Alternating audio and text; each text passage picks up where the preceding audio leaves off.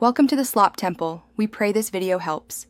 In this video, I will explain how to use an emergency oxygen tank. First, locate your oxygen tank, regulator, and mask.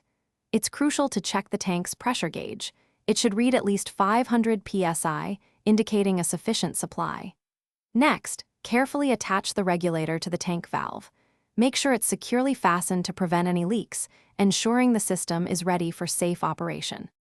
Once the regulator is attached, slowly open the tank valve by turning it counterclockwise. You'll hear a hiss as the oxygen begins to flow. Confirm the pressure gauge shows a reading, indicating the tank is active.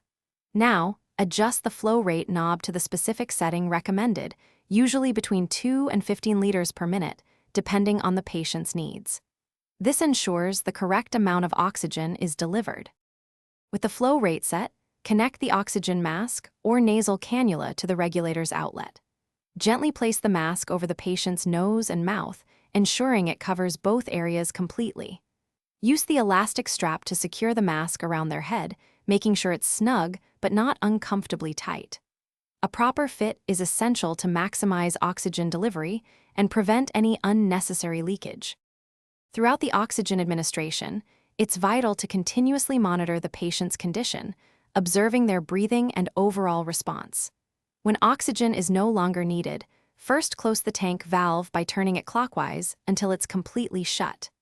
Then, allow the remaining oxygen to bleed out of the regulator until the pressure gauge reads 0.